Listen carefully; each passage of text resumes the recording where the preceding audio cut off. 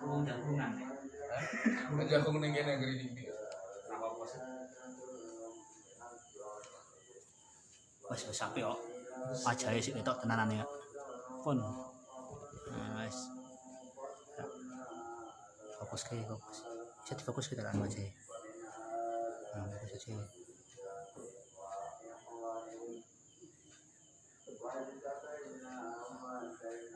Kita berapa kita ke? Nah, terus bukti. Mas kalian oke. Mas aku dong. Mas jadi Ini kan.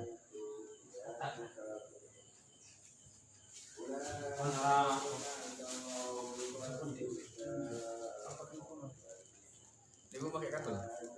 Iya, tapi cuma dia mas semeter.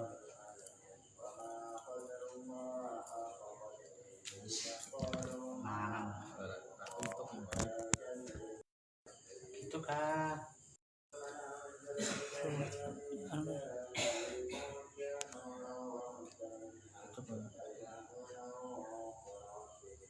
Ya lah Ini katok ya. Iya. Ya Pak we, aku banyak kita. Pun. Cek ya.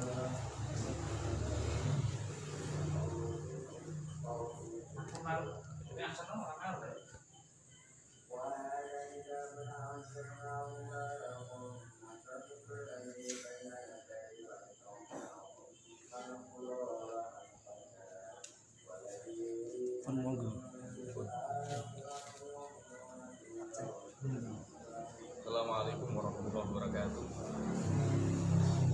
Bismillah, alhamdulillah, wassalatu wassalamu ala rasulillah sayyidina Muhammad ibn Abdillah, la hawla wa la quwwata illa billah, ma ba'd. Para pemirsa yang beriman, alhamdulillah, dalam suasana yang masih diselimuti pandemi ini, kita masih bisa menjalankan aktivitas Ramadan kita dengan baik insyaallah.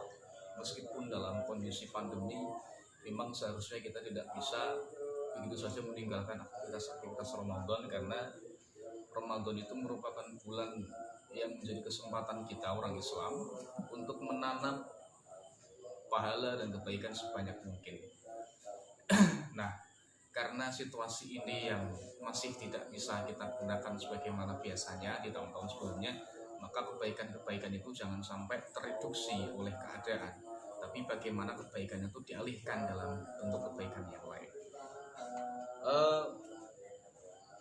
Alhamdulillah kita bisa bertemu dalam kajian-kajian kita, terutama untuk sahabat-sahabat Ansor yang saya hormati. Mudah-mudahan kita bisa mendapatkan hikmah, kebaikan, dan juga wawasan, sehingga kita bisa mengamalkan apa yang menjadi wawasan kita itu untuk kemudian kita wujudkan dalam sesuatu yang konkret.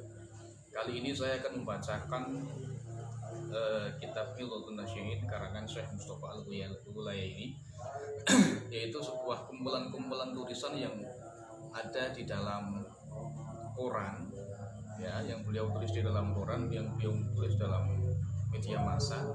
Lalu kemudian ada inisiatif untuk dorongan untuk dibukukan, sehingga jadilah kitab namanya Hillatun Nasyiin. Hillatun Nasyiin ini berupa kitab yang memuat tentang akhlak, etika, dan juga baik secara etika personal maupun etika bermasyarakat. Kira-kira seperti itu, dan monggo kita mulai saja dengan bacaan Fatihah. Ilmu dan berkah dari pengarangnya bisa bisa meliputi kita semua. Ala hadhihi niyyah wa ala kulli niyatin shadhiqah. Al-Fatihah. Bismillahirrahmanirrahim. Ar-Rahmanir-Rahim. Maliki yaumiddin. Iyyaka na'budu wa iyyaka nasta'in. Ihdinas siratal mustaqim. Shiratal ladzina an'amta 'alaihim ghairil maghdubi 'alaihim waladdallin. Bismillahirrahmanirrahim. Yang saya baca adalah bab al-iqdam. Al-iqdam itu dimaknai sebagai nandangi gawe. Nandangi gawe itu ya etos kerja atau semangat kerja. Mungkin seperti itu. Beliau mengatakan khalaqa bismillahirrahmanirrahim khalaqa wa nyiptakake sapa Allah al-insana ing manungsa. Liyakuna supaya ana sapa manungsa amilan iku wong kang ngamalake lima maring perkara yuki kang bisa urip-urip apa mahu ing insan sa'iyan tur bisa berusaha fi manaqibil ardi ing dalam kiwa tengene bumi muntafi'an tur hale wong kang ngalap manfaat bi khairatiha kelawan pira-pira kebagusane bumi daiban tur wong kang bagusake fi ma'idul perkara ya'udu kang bali apa ma'alaihi ngatasi insan wa ala majmu'il ummati dan ingatasi sekelompok umat sekelompok masyarakat bil khairi kelawan kebagusan al jambi kang aku. Jadi Allah itu menciptakan manusia yang pertama adalah untuk mengamalkan berbuat sesuatu terhadap sesuatu yang bisa menghidupkan dirinya sendiri. Yang kedua adalah untuk berusaha di sekitar bumi, di sekeliling bumi. Jadi fantasyiru fil ardi wabtaghu min fadlillah. Itu yang kedua. Yang ketiga adalah mendapatkan manfaat yang baik-baik dari bumi itu sendiri. Yang keempat adalah untuk bagaimana berusaha untuk membuat sesuatu yang kebaikan yang kembali kepada dirinya dan juga kembali kepada masyarakat di sekelilingnya. Itu adalah tujuan manusia. Jadi manusia itu kalau bahasa Jawanya enggak kemudian diciptakan menjadi manusia, diciptakan sebagai manusia oleh Allah Subhanahu wa taala itu sebagaimana hewan dan hanya sebatas jasad yang kemudian jalan-jalan di bumi, hidup di bumi tanpa ada tujuan tertentu. Allah itu menciptakan manusia sebagaimana firman-Nya, yaitu diciptakan sebagai khalifah di bumi. Khalifah itu adalah pemimpin, pengelola, pengatur, manajer supaya bumi ini dikelola menjadi bumi yang maslahah. Jadi bagaimana manusia itu sebagai fitrahnya menjalankan aktivitas-aktivitasnya yang bisa bermanfaat bagi dirinya sendiri, bagi dan bagi kehidupan sosial kemasyarakatan. Wala yakunu lan ora ana apa dari kang ngono-ngono ma ya'udu alaihi wa ala majmu'il ummah illa bil ikdami coba kelawan mandangi gawe etos kerja, semangat kerja wa badil juhdi lan mencurahkan kekuatan. Dari hal itu bisa terwujud hanya dengan manusia itu mencurahkan kekuatannya, mencurahkan tenaganya, pikirannya, semangatnya dalam mewujudkan hal-hal yang diinginkan tadi.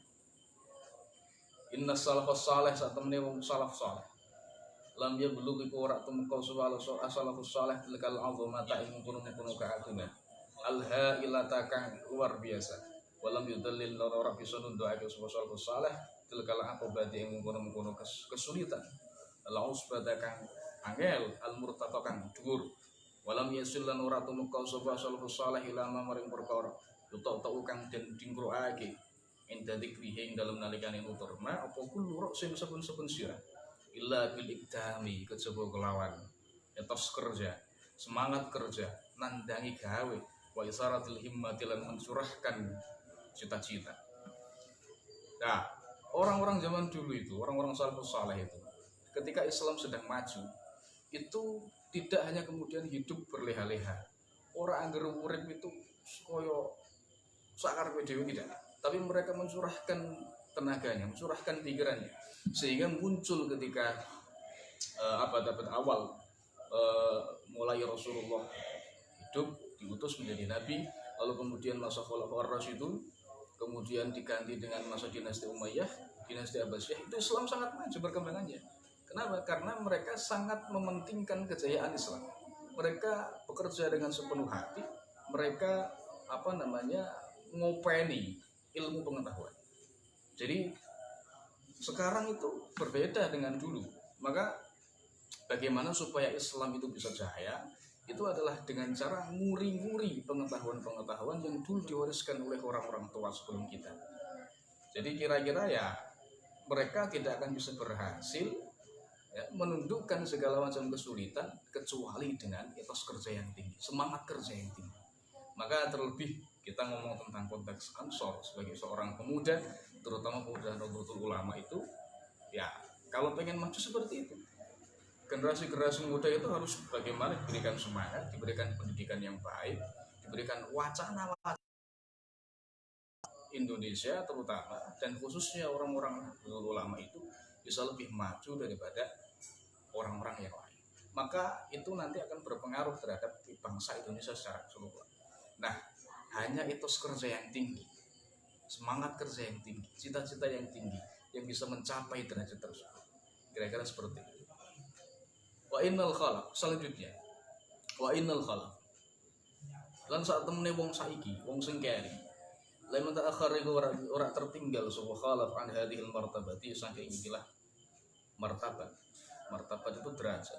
Walam yuqassir lan ora tutup sapa khalaf tilkal ghayata ing mengkono-mengkono tujuan illa ba'da an taqa'asa. Sapa ing dalem sause yen mundur sapa khalaf adalah amalun nafi'i saking penggawean an-nafi kang manfaati. Jadi orang-orang sekarang kenapa mereka mundur? Karena mereka berhenti berkarya. Karena mereka berhenti semangat. Karena mereka berhenti untuk mencari ilmu.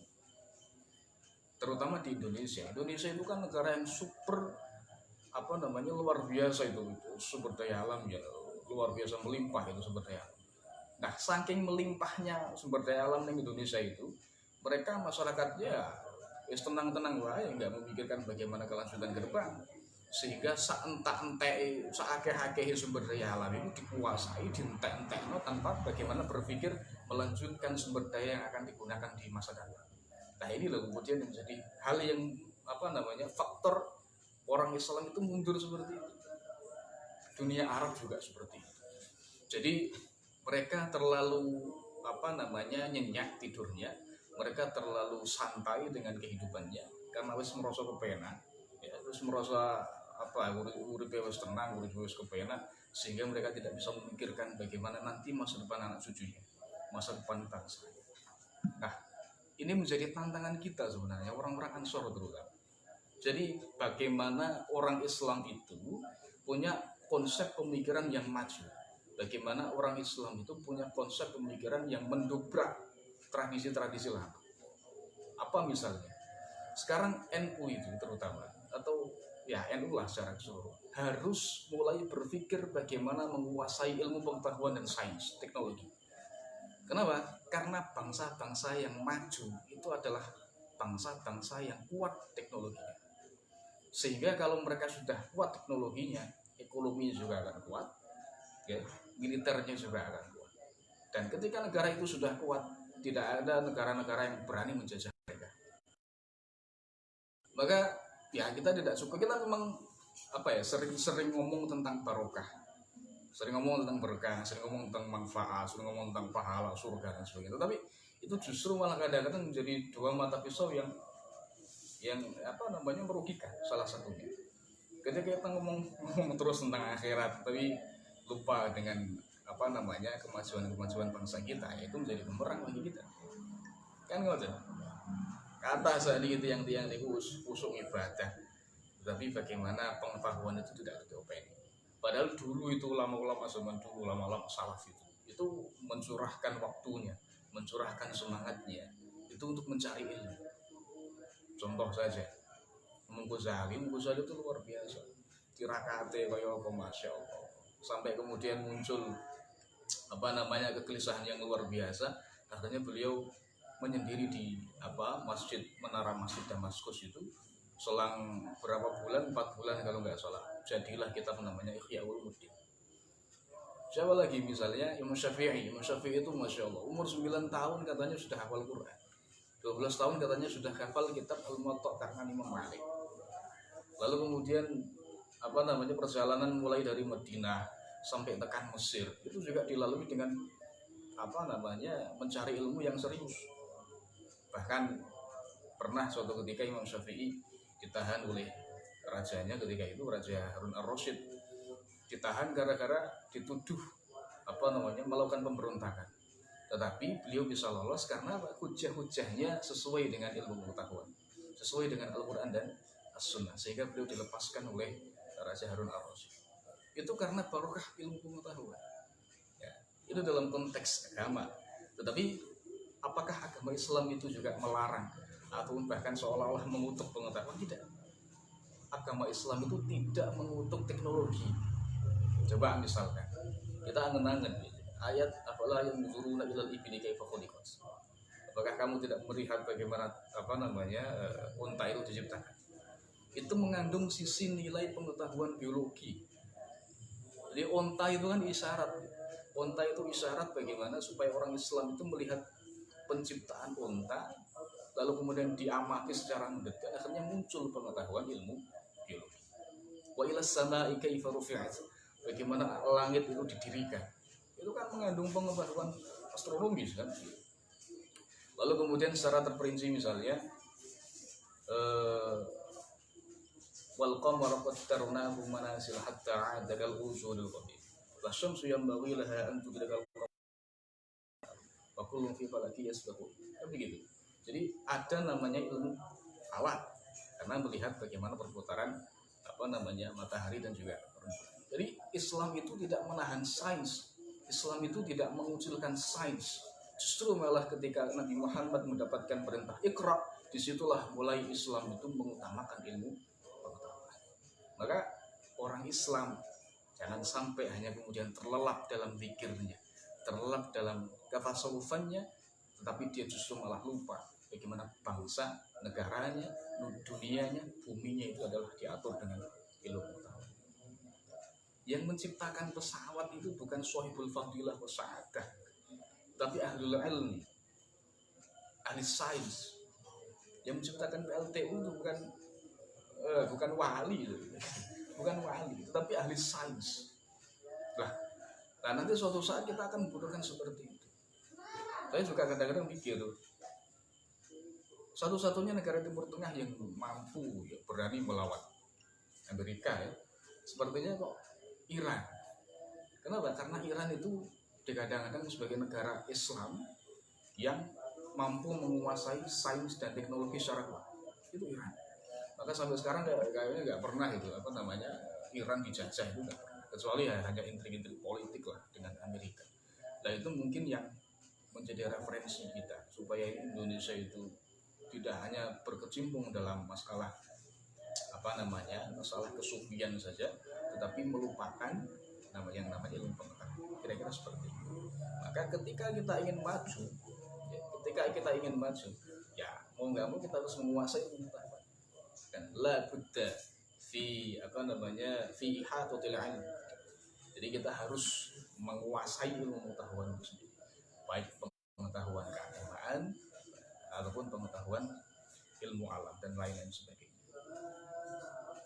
Jadi ya kesimpulannya seperti itu. Innal umam wa jamalan mundur sopo jamalan mundur sopo khalaf adal akhudi saking nandangi bisyatatil hazmi kelawan perincian kemantepan. Innal umam satu menit umat ulah ayus kabehane umat ini maksudnya yang dibahas adalah negara-negara barat ya, negara-negara maju. Qadna hadu iku temen wis maju bangkit saka umam. Wa balagat lan tumeka saka umam min mukhtalafil muna saking beda-bedane tujuan. Ma ing perkara balagat kang wis tumeka saka umam. Pada engkana ing dalam sause ana saka umam mansuratan kang den sebar. Waktu meron lan dadi kubal mahkuron kang den ila. Wa ubwan lan dadi anggota mabuturan kang den tugel. Jadi umat-umat itu, bangsa-bangsa yang lain itu sudah maju setelah mereka pernah mati. Jadi jangan kira bangsa barat itu majunya dadakan, tidak. Memang dari sananya maju, tidak. Dulu ketika belum masuk zaman modern itu ya sesuai dengan pembagian masa pemikiran ya oleh para filosof. Itu masa pemikiran kita dibagi pertama dengan adanya abad klasik. Abad klasik itu adalah di mana para filosof Yunani munculnya seperti Socrates, Plato, Aristoteles dan sebagainya itu ketika kurang lebih abad ke-3 sebelum Masehi ya, atau mungkin dimulai dengan Thales. Thales itu mengatakan bahwa dunia itu tercipta dari air, kira-kira seperti itu. Nah itu menjadi pemikiran yang luar biasa. Kenapa? Karena sebelumnya adalah masa mitos. orang itu kalau melihat gunung meletus itu pasti ya ngomongnya wah Buruto hijau ngamuk dan sebagainya. Itu zaman mitos dan itu pernah terjadi di barat, sehingga muncul seorang namanya Thales mengatakan bahwa dunia itu tercipta dari air. Muncul kemudian Socrates, muncul kemudian punya murid namanya Plato punya murid namanya Aristoteles. Lah kemudian sampai kira-kira abad ke-6 itu mulai masuk kemunduran bangsa barat dan kemudian muncul peradaban Islam dengan lahirnya Nabi Muhammad SAW. Nah, ketika Islam masuk ke abad ke-6 ini, itu Islam sampai kira-kira abad ke-10 atau abad ke-12 itu mengalami progres yang sangat besar. Munculnya Khulafaur Rasyidun, munculnya Bani Abbasiyah, munculnya Bani Umayyah. Umayyah dulu, Abbasiyah, kemudian ya setelah Abbasiyah runtuh kemudian dilanjutkan dengan Bani Umayyah kedua yang masuk di Spanyol itu, di Cordoba itu oleh Abdurrahman Ad-Dakhil. Kemudian Islam itu mulai menguasai dunia lagi. Nah, itu abad-abad kejayaan abad kejayaan Islam. Nah, sementara itu orang-orang Eropa, orang-orang Barat, orang-orang Amerika itu mengalami kemunduran. Kenapa? Karena saat itu mereka dikuasai oleh paham namanya teosentris. Teosentris itu adalah sebuah paham di mana Tuhan menjadi objek pemikiran. Jadi opo-opo itu dikaitno karo Gusti Allah, dikaitno karo Yesus, dikaitno karo macam-macam sing hubungannya karo pangerane dhewe-dhewe. Sehingga yang berkuasa ketika itu adalah gereja. Nah, ketika gereja belum memberikan fatwa apapun, maka manusia tidak boleh berpikir. Manusia tidak boleh berpikir. Pemikiran saat itu dibatasi. Nah, termasuknya misalnya namanya Nikolaus Kopernikus. Kopernikus itu pernah ngomong bahwa pusat tata surya itu adalah matahari atau heliosentris. Nah, itu ketika ngomong seperti itu ya dia langsung dipenjara karena itu bertentangan dengan dalil-dalil gereja. Sehingga kemudian disusul muridnya namanya Galileo Galilei. Beliau menguatkan pendapatnya Kopernikus itu. Ya Galilei juga ditangkap karena tidak sesuai dengan fatwa gereja. Sampai ketika abad ke-14 ke-15 sudah mulai ada pergeseran pemikiran. Nah, orang-orang barat ketika itu sudah mulai sadar bahwasanya cara berpikir seperti itu membatasi kemampuan manusia. Nah, tapi ternyata ketika orang-orang barat itu sudah mulai maju, ternyata orang Islam malah meredup. Kenapa? Karena mereka tidak mau ngopeni ilmu pengetahuan. Mereka hanya sibuk ngomong tentang zikir, ngomong tentang akhirat, ngomong tentang kebatinan dan macam-macam. Sehingga hilangnya greget mereka terhadap penguasaan pengetahuan akhirnya dicuri oleh peradaban barat. Sehingga kitabnya siapa ya? Ibnu Rus kalau nggak salah yang namanya Tahafud, kitab yang mengcounter tahafudnya Imam Ghazali itu menjadi kitab yang diimpor dari timur ke barat. Akhirnya ketika Ibnu Rus nulis itu, orang Islam terlelap dengan dunia mistik saya katakan begitu. Itu orang barat sudah mulai masuk namanya masa Renaissance. Renaissance itu adalah masa kebangkitan pemikiran. Akhirnya muncul namanya revolusi industri yang ada di Perancis itu, ditandai dengan ditemukannya mesin uap dan sebagainya. Nah, itu karena apa? Karena mereka nguri-nguri ngopeni ilmu pengetahuan. Yang sebelumnya orang-orang Muslim juga punya. Orang Muslim itu punya namanya Ibnu Sina itu. Selain filosof, selain sufi, beliau juga seorang dokter, ilmuwan. Ada namanya Al-Khawarizmi, ahli kimia kalau nggak salah. Ada namanya Ibnu Jabir. Ada yang namanya saya lupa, macam-macam, banyak gitu. Ada tokoh-tokoh kimia, tokoh fisika, matematikawan, sejarawan. Ada Ibnu Battuta, seorang penjelajah samudra Atlantik yang sampai sekarang masih legenda. Itu orang-orang Islam. Lah kenapa sekarang kok terlelap? Kenapa sekarang tertidur? Akhirnya mundur. Maka kalau kita memang ingin maju, jangan hanya ngomong tentang akhirat. Kita harus membicarakan Gusti Allah itu secara membumi. Kita harus ngomong akhirat. Ya, akhirat itu tujuan nanti lah. Dunianya juga diurus dulu. Kita ngomong masalah agama itu yang lebih membumi lah, lebih merakyat begitu. Jadi hal-hal realistis harus kita bahas. Bagaimana ekonomi itu bisa maju, bagaimana teknologi itu bisa hidup, bagaimana lebih mudah hidup. Sekarang nggak punya apa-apa ya, otomatis menjadi bangsa yang terjajah. Kira-kira seperti itu. Nah, dulu orang Barat itu juga mengalami kemunduran seperti itu. Kenapa? Ya tadi, karena mereka sangat terkungkung oleh faham-faham teosentris, paham yang mengatakan bahwa Tuhan itu sebagai pusat pemikiran. Segala sesuatu harus dikembalikan kepada Tuhan. Segala sesuatu itu harus dikembalikan oleh fatwa gereja. Kalau tidak ada pengesahan dari fatwa gereja, maka mereka dituduh sebagai orang yang murtad, orang yang kafir kalau istilah Islam begitu. Sehingga pemikiran mereka terkekang. Nah ini saya pikir kita harus mendobrak tradisi itu. Allah itu menciptakan manusia sebagai khalifah, dibekali oleh dia dengan bekal pengetahuan, dengan bekal nalar. Maka ini yang menjadi alasan mengapa Allah memilih manusia sebagai khalifahnya. Jadi malaikat itu sebenarnya pernah protes karo Gusti Allah. Kenapa sing dijenengan dadosaken khalifah itu wong sing senengane ngrusak, wong sing senengane menumpahkan darah, sementara kami para malaikat iki saben dina iku sok tasbih mensucikan jenengan. Bukan kami, kenapa ya Allah? Akhirnya ketika Nabi Adam ditunjukkan nama-namanya itu nama-nama pohon, nama-nama hewan, dikon nyebut lo iso kabeh dan malaikat nggak bisa. Nah ini loh kuncinya. Kenapa? Karena Nabi Adam dibekali oleh Allah dengan nalar untuk merespon keadaan yang ada, untuk merespon situasi yang berkembang. Nah inilah fungsi khalifah.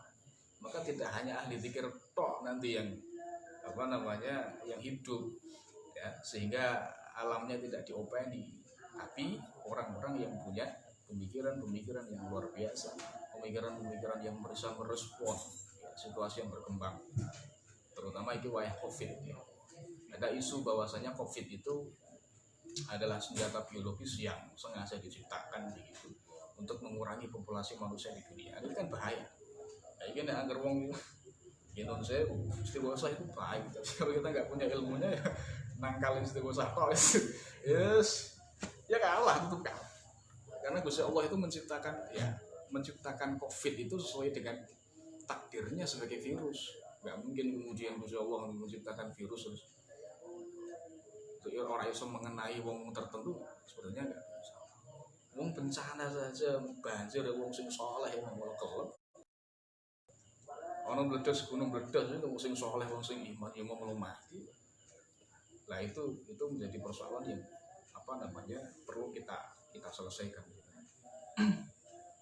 Wa nahnu halu utawi kita wong Islam lam nazal ora barbar sapa kita fi sabatin ing dalem turu amikin kan jero. Jadi kita hanya terlelap saja. Maka dalam panggonan minat taqamusi saking kemunduran sahikin kang atur. Kita terlelap sehingga kita mundur. Jadi kita nggak berpikir maju, kita nggak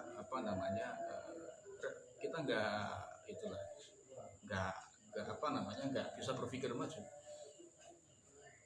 Waqad kunna lan temen wis ana wis tau dadi sapa kita.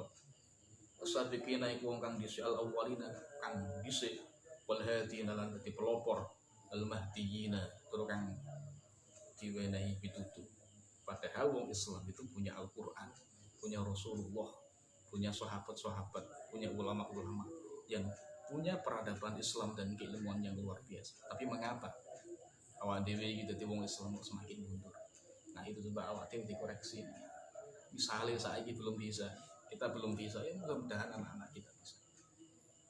Fahyu muga beceng uripna sapa sira kabeh ya Rabb. Muga-muga ngreksa kumi sira kabeh sapa Allah. Hadal majda ing ikilah keagungan ad-daira kang hilang.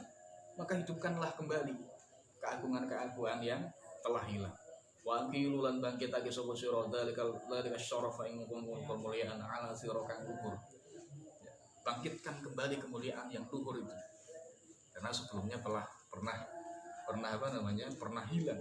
Wa ansyirulan nyebarno sapa sira kabeh ma ing perkara kana kang ana apa min izzikum saking keagungan sira mekurun kang terpendam. Kekuatan kita terpendam, keagungan kita telah terpendam.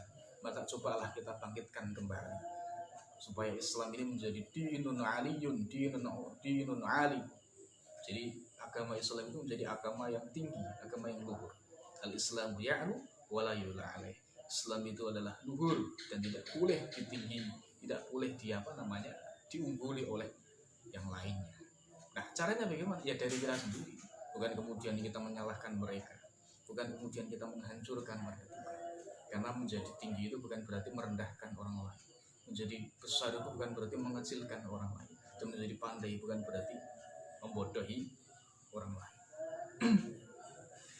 Wala taj'alu lana sunnati anu sira kabeh ing maka min izzikum kemuliaan sira kabeh syai'an ing perkara mahjuron kang tinggal. Jangan tinggalkan kemuliaan-kemuliaan itu. Kemuliaan itu bukan untuk dirimu sendiri. Islam secara umum.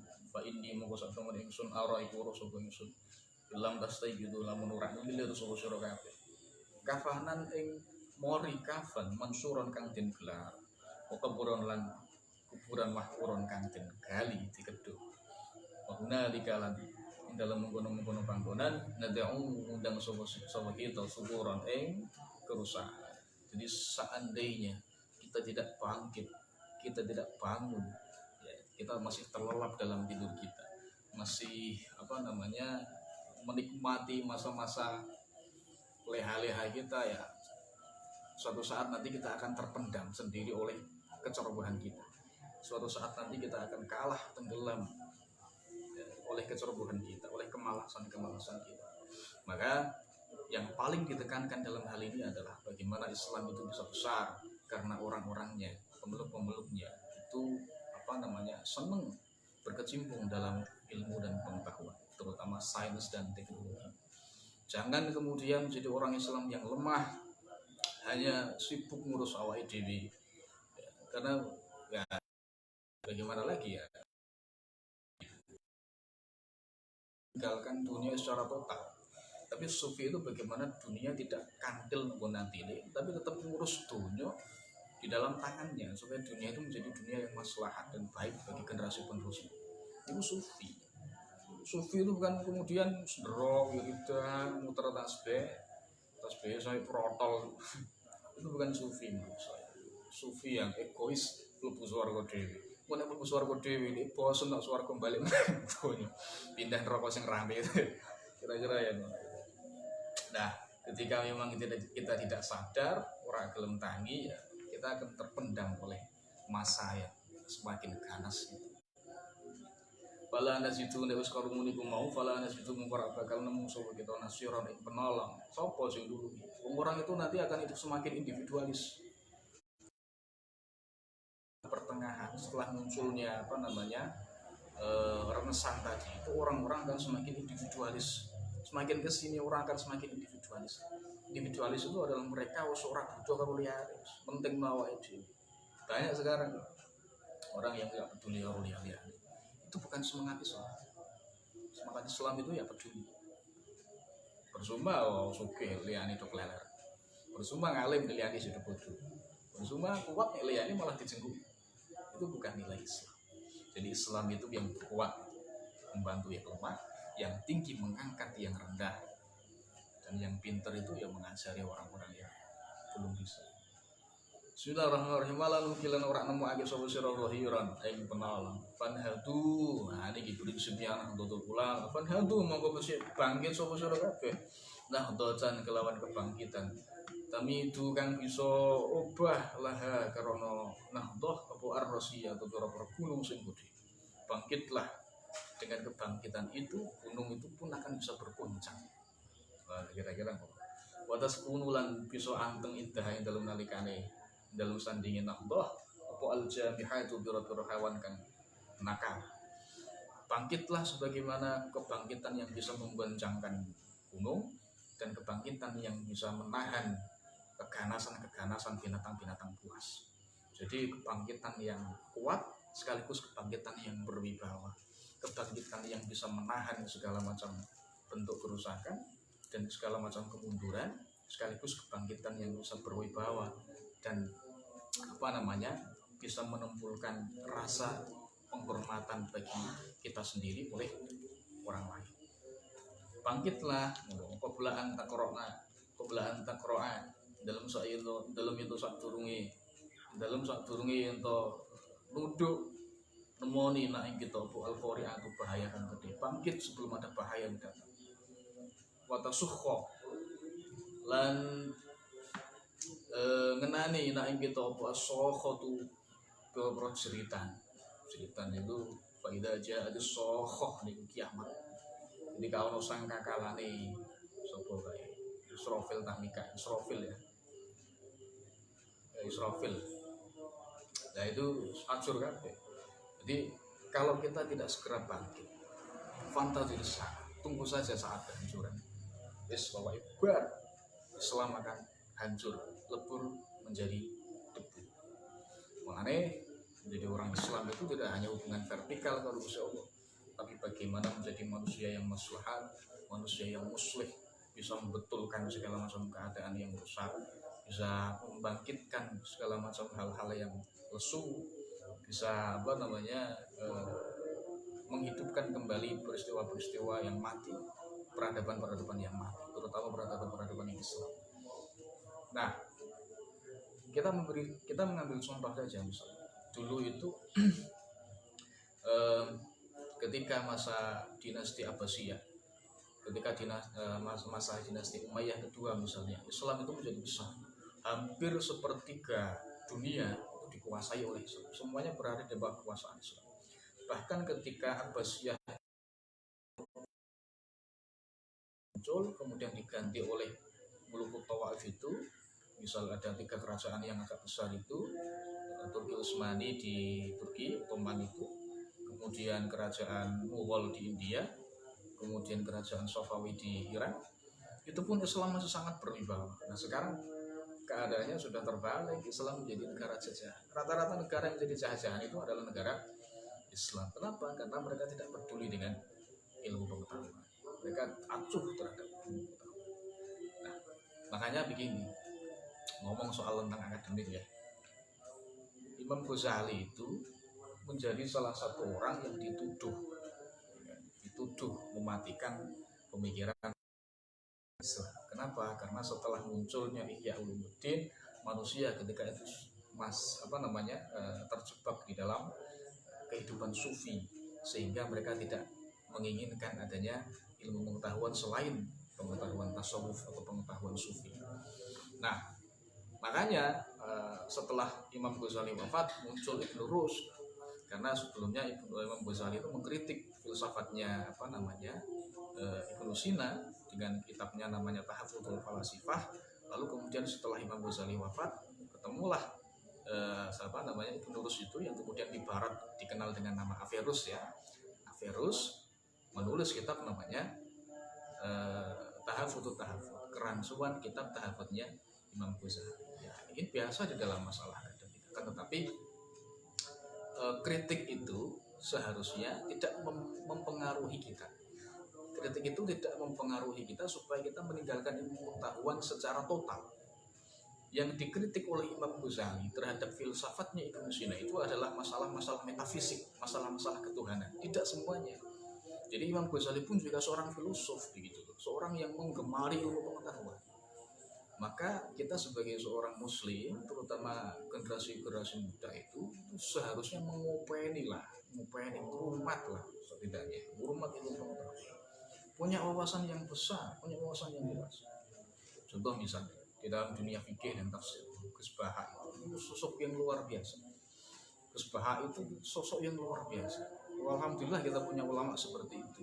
Nah, beliau tidak hanya kemudian berhenti di hafal Qurannya saja sebagaimana orang-orang sekarang terus hafal Quran, terus marem, terus cukup, merasa cukup, ora gelem ngaji.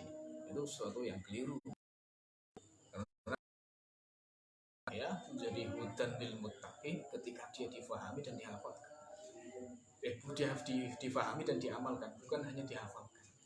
Nah, misalnya yang dilafalno, terus kemudian hafal Quran, terus kemudian nekani undangan, untuk undangan ngaji, amplopan gitu. Itu perkara yang remeh menurut saya. Maka ulama-ulama seperti Gus Baha itu harus diperbanyak. Ya, misalnya itu difotokopi Gus Baha, difotokopi, di scan. Kita butuh orang-orang seperti itu di dunia fikih dan tafsir. Di dunia teknologi kita mesti kalah, maka kita harus perbanyak. NU terutama harus punya orang-orang di setiap lini. Agama harus, tapi dalam bidang sains juga harus, jangan sampai kalah. Coba sebagai otokritik saja, sebagai muhasabah saja, sebagai introspeksi. Apa sih yang dimiliki oleh NU sekarang? Rumah sakit ya jarang, perguruan tinggi mau siji nang Jeporo. Itu pun juga mungkin ya saya HP lah nang Jeporo. Tapi mungkin di dunia luar kan belum bisa bersaing. Nah ini harus kita kejar. Maka selain menjadi orang NU yang punya hati sufi, punya karakter sufistik, kita juga harus punya nalar yang ilmiah, nalar yang bisa menghidupkan kembali peradaban Islam yang sudah mati. Lah, ini lanjutnya. Fanal tamisu. Mongko nemoni sapa kita alma mata ing kematian. Kalau kita nggak mau bangkit, kita akan mati. Fala najitu mongko ora bisa nemu sapa kita illal wilati. Kejaba ing pira-pira perusahaan.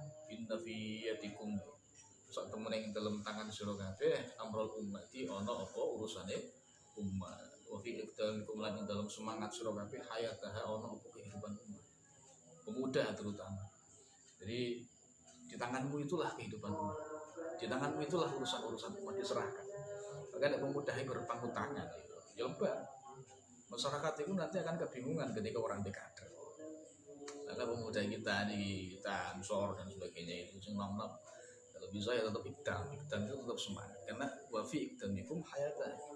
Di dalam semangatmu itu adalah kehidupan umat. Nah, misalnya awak dia orang dalam semangat umat yang mati. Karena sing tua-tua itu orang dekader, sing tua mati pun putus generasi deh. Ya umatnya juga akan mati. Nah, makanya sebagaimana pesan para ulama, kita sebagai generasi muda terutama di dalam organisasi Ansor, kalau bisa ilmu pengetahuan, baik itu ilmu agama, ilmu Al-Quran, ilmu sunnah, pun ilmu-ilmu umum, entah ilmu-ilmu sosial maupun ilmu pengetahuan alam harus kita kuasai. Karena tidak mungkin masalah zakat saja. Zakat itu pun juga perlu perhitungan yang jelimet. Apa itu ilmu hitung-hitung? Pasti matematika. Mau misalnya orang ngubungi matematika, ya wes entek kok zakatnya mati. Ilmu waris juga dihitung dengan matematika. Maka di dalam kehidupan kita itu, di setiap sendi kehidupan kita, sains itu penting. Sains itu penting. Saya sampai mengadeng-adeng begini, misalnya Thomas Alva Edison itu muslim, mati ini syahadat. Wah, ganjarannya kayak apa itu? Pahalanya kayak apa itu? Mengalir terus. Kenapa? Karena itu yang ditemukan itu sampai sekarang kita gunakan. Seluruh dunia untuk padang itu gara-gara jariah Thomas Alva Edison. Ini misalnya orang Islam seperti itu lah, nanti jariahnya kan luar biasa. Nah itulah yang saya maksud sebagai orang Islam harus menguasai ilmu pengetahuan dan teknologi, kira-kira seperti itu.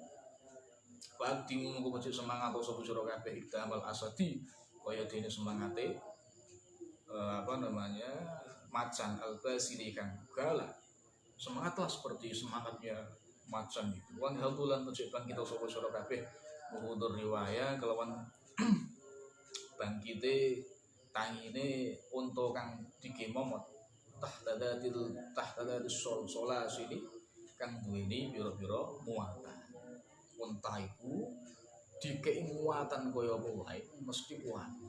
Nah, kira-kira seperti itu. Nek wis bangkit ya tahya mau dadi urip bikum sebab sira kabeh sapa al ummatu umat akan hidup dengan kebangkitan, umat akan hidup dengan semangatnya.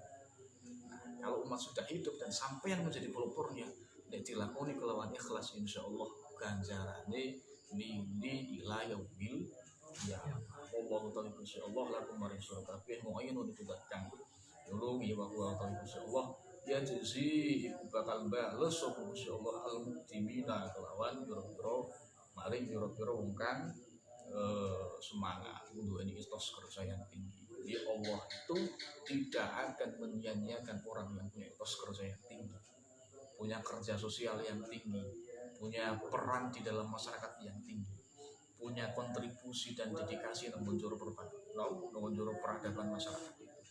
Nek misalnya ana wong sing gelem muslih ngene iku, gelem muktim ngono. Gede dan Allah tidak akan pernah lupa. Nah, sampaikan mudah-mudahan kita bisa mengambil manfaatnya, karena bagaimanapun juga orang Islam itu yaklum wala yu'lam. Islam harus tetap tinggi, Islam harus tetap menang, dan jangan sampai kalah oleh orang-orang yang lain. Kira-kira begitu. Allahumma fikul aqwamuttarib. Assalamualaikum warahmatullahi wabarakatuh. Waalaikumsalam warahmatullahi wabarakatuh.